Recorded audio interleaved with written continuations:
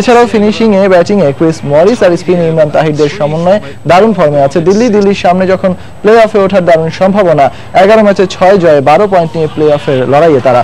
অন্যদিকে হারের বৃত্তে ঘোরপাক খাওয়া পুনের জয়ের পথে ফেরার লড়াই। তবে পুনের অবস্থান খুব একটা ভালো নয়। ধোনির দল এবার পয়েন্ট তালিকার একদম তলানিতে। 12 ম্যাচে মাত্র 3 জয়ের বিপরীতে 9টি হার স্টিফেন ফ্লেমিং এর শিষ্যদের। Especially shilling for this bowling. Get some bounce. Thank you very much for this. হঠাৎ করে আন্তর্জাতিক ক্রিকেট থেকে অবসর নিলেন ইংল্যান্ড নারী জাতীয় দলের উইকেট কিপার ব্যাটসম্যান সারা টেইলর। সম্প্রতি ভারতে অনুষ্ঠিত ওয়ার্ল্ড টি20তে নামের প্রতি সুবিচার করতে পারেননি টেইলর। এরপর ঘরোয়া ক্রিকেটেও ঠিক ব্যাট হাতে কথা বলছিল না তার ব্যাট। তাই কিনা পরিবারের সাথে সময় কাটাতে আন্তর্জাতিক খেলা ছাড়াও কাউন্টি দল সাকসেসের হয়েও ক্রিকেট খেলবেন না বলে সিদ্ধান্ত নিয়েছেন 26 বছর বয়সী সারা টেইলর।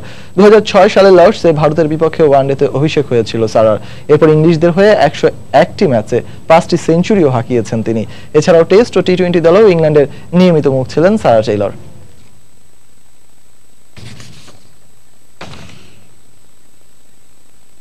দেখছেন খেলার সময়, সঙ্গেই থাকুন।